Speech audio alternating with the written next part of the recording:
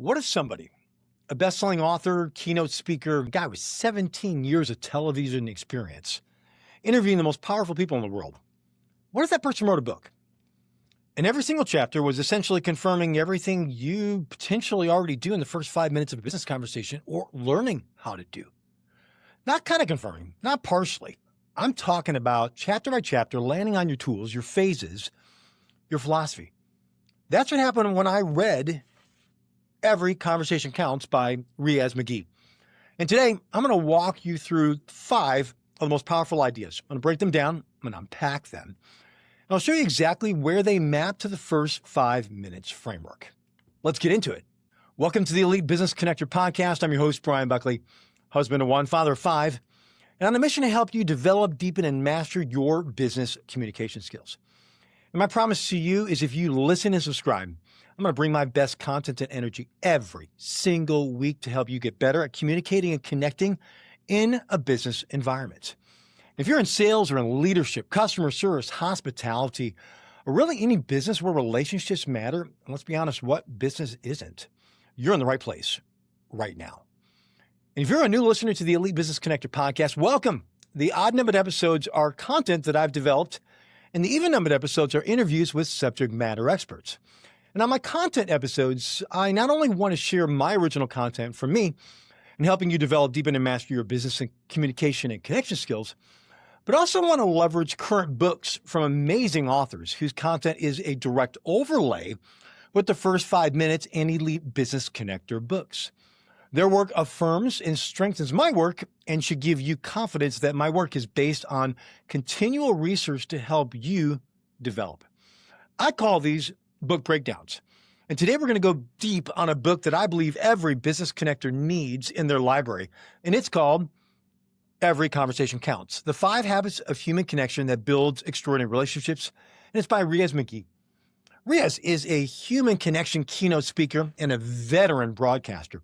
17 years of experience, like I mentioned earlier, at City TV's Breakfast Television, MTV Canada, TDX Vancouver, CTV News, and the Toronto International Film Festival. And oh yes, oh Canada.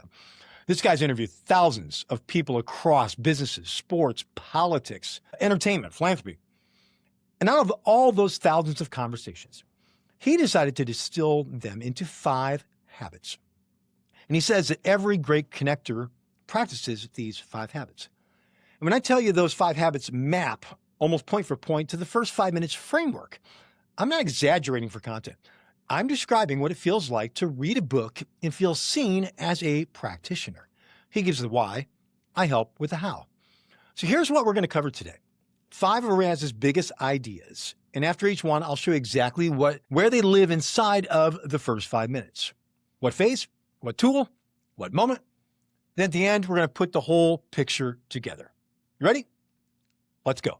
Before I get into the habits, I'm going to give you the governing philosophy of Riaz's entire book. The phrase he builds around everything. Look at you must be greater than look at me. He tells the story in his book when he was just 22 years old and the big boss called him into the office and said, Riaz, we're thinking he's going to let him go.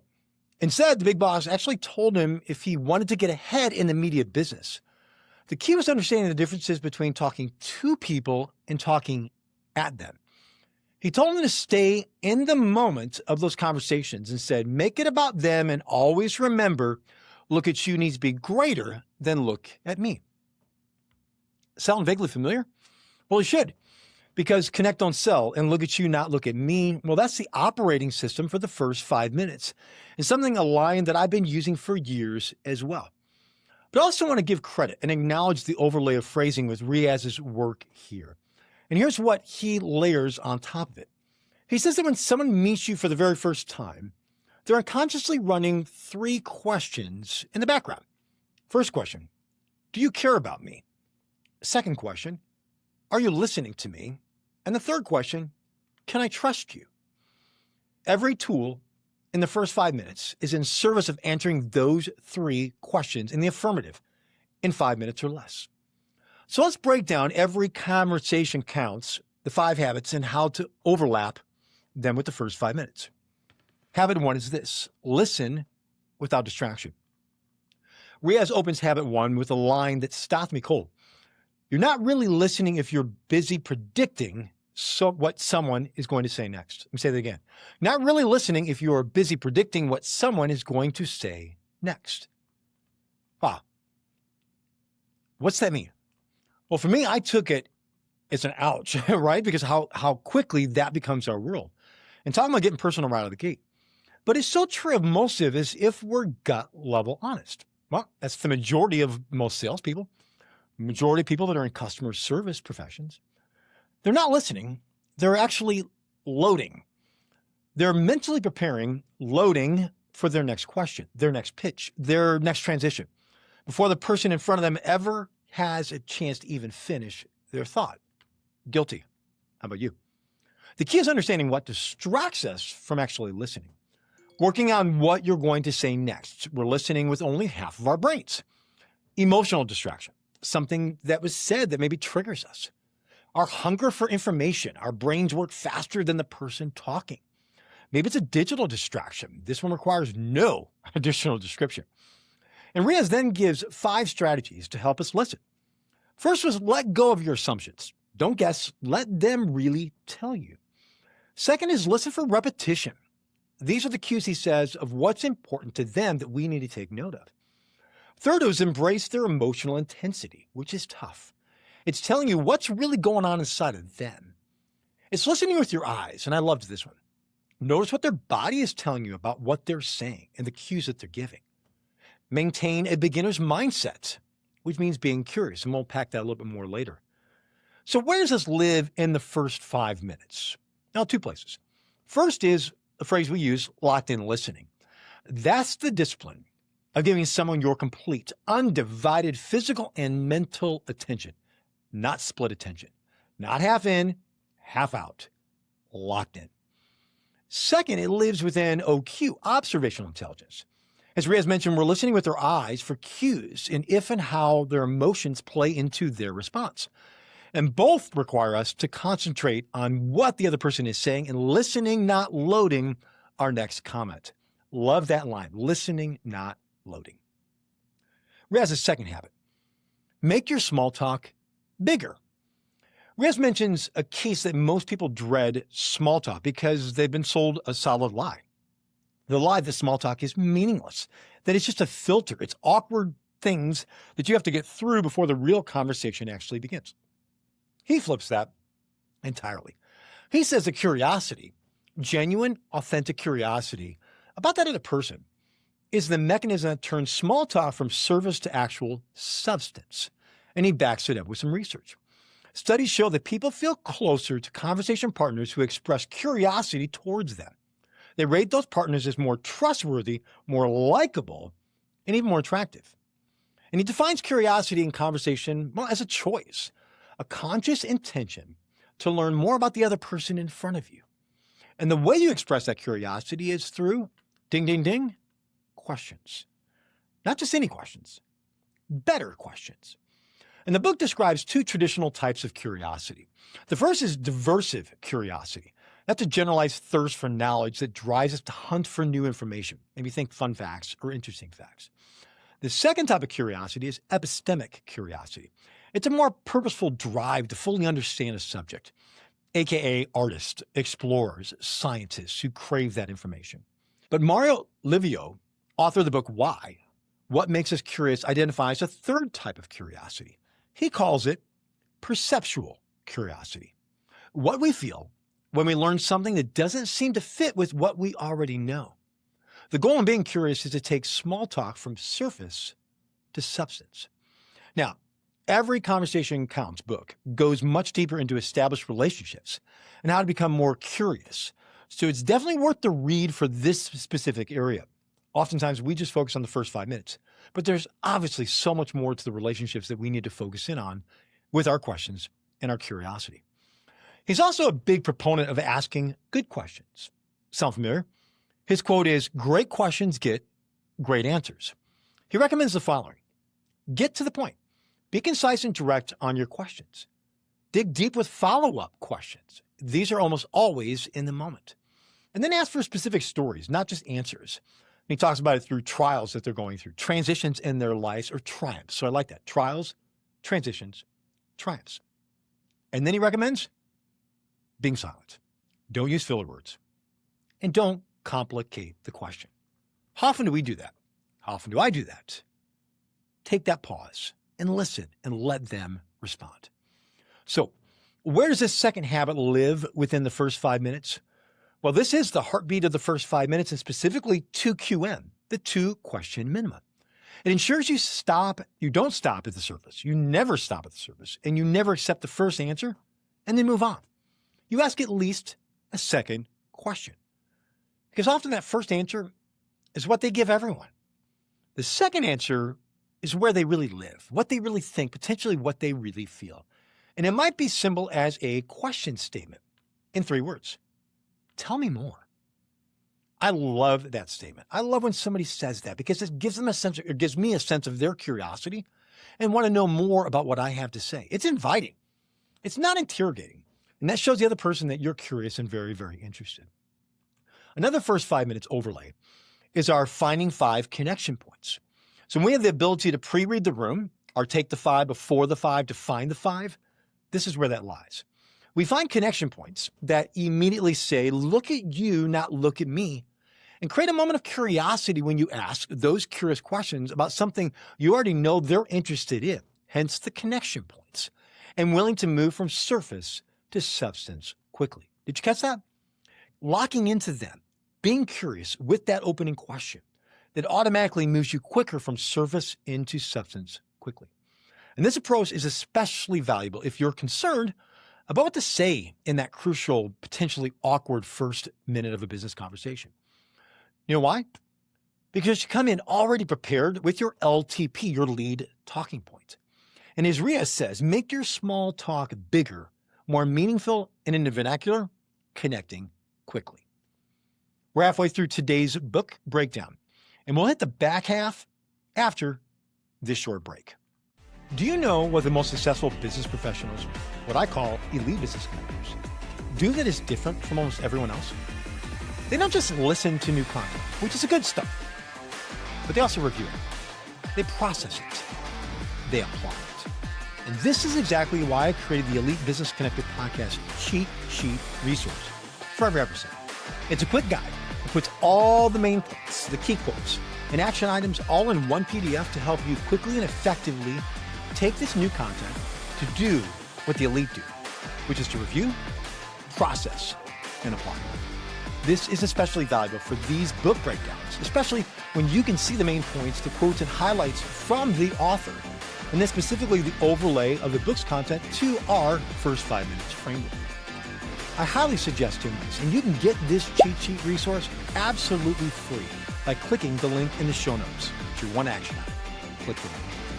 Be that professional who takes this one simple yet critical next step to become an elite business connector right now.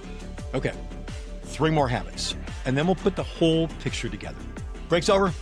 Let's get back to it. Habit number 3, put aside your perfect persona. This one hits a little different. Riaz is talking about the mask, the performance, the version of yourself that you bring into a professional setting. The one that's polished and confident and has all the answers and never lets anyone see you sweat. He says that mask is costing you connection. And he backs it up with something counterintuitive.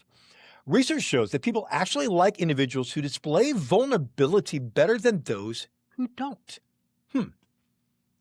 The mask doesn't make you more trustworthy. It makes you less trustworthy because people, especially nowadays, can sense performance. They can sense when someone is giving them the highlight reel instead of the real thing. And when they sense that, unbeknownst to us often, they pull back. He talks about the fear that drives the mask. He says the number one thing that stops people from showing up authentically is the fear of losing their sense of belonging. I find that to be so true. In a high-stakes sales environment, vulnerability can feel like risk.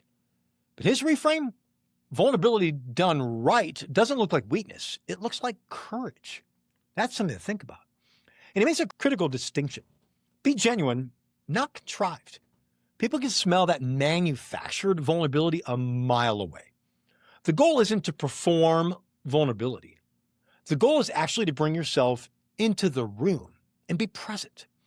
This is now a mindset that we must come into every single business conversation. It's more about the other person and connecting, not impressing. And this is a big challenge and will take time because we're hardwired. Why? Well, to come across with this perfect persona and feel put together, especially in a business context. I find this to be true in myself. Oftentimes I feel insecure. I want the respect, not the rejection. And what better than to prove to them that I'm worthy of that? But that's not vulnerability. And that's putting up the mask and not being vulnerable. So where does this live in the first 5 minutes? Well, this is never more true than our desire to make a good first impression. We're subconsciously asking, well, how do I look? How do I sound? How am I coming across? How can I sound like a subject matter expert? That's look at me, sideways energy. And prospects, customers, feel it. Learning how to put aside that perfect persona, or so we think we have, is challenging because it's the way we've always done it. It was my MO for decades. And it wasn't until I realized it just really wasn't working for me. Or there was a better way. I was in competition, not alignment, with the very person I'm trying to make a good first impression. Imagine that. But this is where the professional brings their human sense into the room. Before their business self arrives, before the pitch, before the discovery, before the presentation, be mindful of it. Habit number 4, be assertively empathetic. These two words seem like competitors, but Riaz describes assertive empathy as the willingness to step toward someone's discomfort rather than away from it, to stay in the room when things get hard, to acknowledge pain, acknowledge the conflict, the uncomfortableness, acknowledge real emotions, not try to resolve them for someone, but to try and honor them. That's hard. And then from that place of genuine acknowledgement, to still hold people to what's possible. He says, lean in, acknowledge, find what you can agree on, and then keep moving toward the outcome, the solution, the next step. Preserve the relationship. Don't sacrifice truth for comfort. He also talks about the discipline of asking neutral questions when someone is in an emotional moment. Instead of reacting, instead of jumping to a solution, ask what makes this so important to them. What a powerful question. He says, let them articulate it. Let them find the words, because more often than not, when people are heard fully, they start to find their own answers. Well, this habit is a definite growth area for yours truly. And it's a book like this, it's a great reminder for me as well. So where does this live in the first 5 minutes? Well, this is in the last minute, the think problem phase. The moment when the listening is done for the most part, the rapport is real, and now you're moving towards application. And that last minute is where the elite connector earns the conversation. Not having to pitch ready, not having heard something that they need to respond to immediately. But it's also where the 2-question minimum lives here as well. That second question, it reveals a little bit more, and possibly where assertive empathy lives. The first question gets you the information. The second question shows you actually care about what to do with it. Now, I've been in sales meetings that get awkward and even heated. Sometimes it's because I failed to understand their side and read into it way too soon. Guess what that is? That's my pride and my arrogance, that I know the customer's problem better than they do. And even if I do, I can't let it come across to them. I need to listen and be humble and receive it. But other times, I just stepped on a mine and had to navigate this now escalated moment. Maybe I created it. Maybe it was just a trigger for the other person. Maybe it's a coworker of mine or something else. This is OQ and EQ at its highest.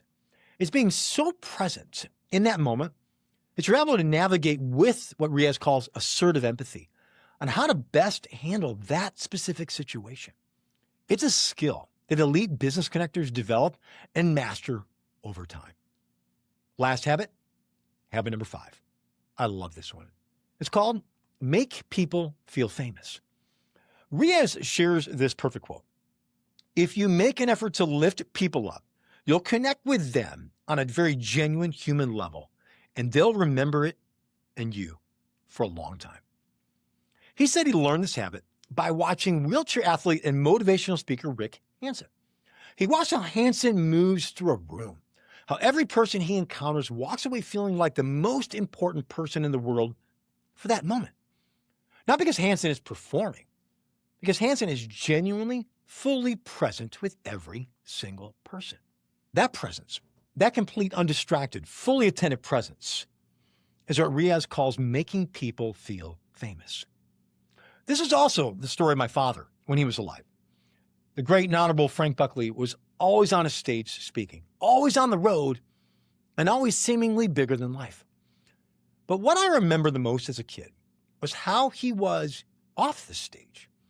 It didn't matter if you were 8 or 80, you had my father's full attention, and he was locked in on only you. He taught me as a kid, look at you, not look at me, and where I picked up that phrase. What a gift my dad gave people, and what an example he set for me. Back to Riaz. He breaks the last habit down into practical suggestions. Before you see someone again, review your notes from the last time. Remember what they said. Bring it back, not as a technique, but he calls it as respect, as proof that the last conversation actually mattered to you. He says, give people access to you. Share something real that you don't share with everybody else. Pay specific attention to compliments, not general ones. Celebrate milestones. Remember their names. We talk a lot about this. When someone tells you their name, look at their face. Make a connection. Use the name, because the names of a person is their favorite word. And when you use it and use it correctly, you're saying, I see you and you matter to me, according to Riaz. So where does this live in the first 5 minutes? Answer, everywhere. All 5 minutes. All of it. Making people feel famous is not a single phase of the first 5 minutes. It's the output of the entire framework. It's LTP. It's 2QM. It's OQ. Locked in listening. 3P rule. Every single one exists to produce this outcome. The person across from you walks away feeling seen, heard, and valued. And it starts sometimes before the conversation, the pregame, as we call it, the 5 before the 5. It's how you show up prepared enough to make someone feel famous. You don't make people feel famous by winging it. You can make them feel famous by doing your homework before they ever walk in the room. But it's also being so present in the moment that you can focus in on the other person. 3 words that I've adopted by someone who modeled it for me are good for you. My friend Angie would say those 3 power, make people famous words. And between us girls, I absolutely loved it. I loved how it felt. Then I realized, why don't I create the same moment, that same feeling for someone else? 3 words. That's it. Good for you to implement this habit. Now, what if your main goal in your next first 5 minutes of a business conversation was to embody this last every conversation counts habit and make people feel famous? How would that change your interaction and ultimately your connection with them? Sit with this one. Try this one and see how much quicker your connection becomes with the other person. So let's turn the corner here towards the end as we wind down with 2 fronts of honesty. Front 1 is the encouragement. If you've been doing the work, if you've been pre-gaming your conversations, leading with the personal minute, asking the second question, listening with your whole body and not with just your ears, making notes about the people you meet with and actually reviewing them, I want you to hear this. This author, with 17 years of television experience and thousands of interviews behind him, spent the time to do the research and document what great human connectors do. And what he found aligns chapter by chapter, habit by habit, with the 5 minutes framework. And that should encourage you. That should motivate you. You're not doing something soft. You're doing something, well, it's not even warm and fuzzy and optional. You're doing something that the research validates, that the data backs up, and that the best communicators in the world practice, even if they don't have a name for it. You do. It's the first 5 minutes. Front number 2, the challenge. So here's an uncomfortable thing. Knowing this and doing this are 2 entirely different conversations. Riaz wrote the book. You've listened to this podcast. But if you walk out listening to this episode without changing the single thing or anything about how you show up in the first 5 minutes that neither one of us did, our jobs. So pick one thing, just one. Lead by listening. Make your small talk bigger. Put the mask down for 30 seconds and bring your real self into the conversation. Ask the second question. Review your notes before you walk in. One thing, starting with your next conversation. Because here's what Riaz's title tells us and what this entire framework is built on. Every conversation counts. Here's a review of all 5 of the habits quickly. Habit 1, listen without distraction. First 5 minutes, locked in listening in the LTP, lead talking point. Habit 2, make your small talk bigger. First 5 minutes, OQ, observational intelligence, and 2QM, 2-question minimum. Habit 3, put aside your perfect persona. First 5 minutes, lead with authenticity to connect. Habit 4, be assertively empathetic. First 5 minutes, the last minute, 2QM, and the 3P rule. And lastly, habit 5, make people feel famous. This is the output of the entire framework, starting in the pregame. 5 habits, 1 framework, and now 0 excuses. So let's close with 3 action items. Action 1, before your next business conversation, set your look at you intention before you walk into the room. Make it greater, as Riaz says, then look at me. Action item 2, start asking curious and continual questions. Make that to be your new MO. Action 3, look for ways to highlight the other person and make them feel famous. Maybe it's just starting with that sincere and celebratory line, good for you. But this episode is officially in the books. In and out, nobody got hurt. Don't forget, as a reminder, to follow and subscribe to the show wherever you get your podcasts so you never miss an episode. I'm on the road a lot, so I make sure to download them so I've got them handy and I can access them quickly. Also, too, if you've missed any of past episodes, go back and check them out. If you're watching on YouTube, don't forget to subscribe and leave a comment. Let me know what resonates with you.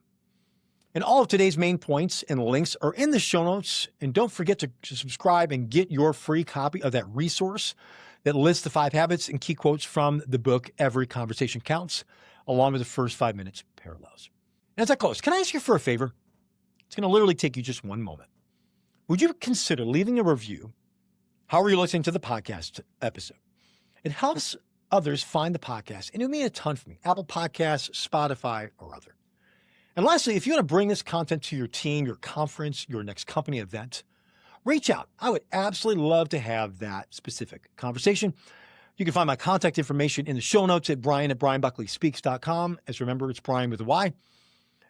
And as I always close, as my Chicago Bears chant, good, better, best, never let it rest till your good gets better and your better gets best. Until next time, keep improving your communication, conversation, and connection skills every day. And as my dad always said, thanks for coming, but most of all, thanks for leaving. I'm out. You got this now.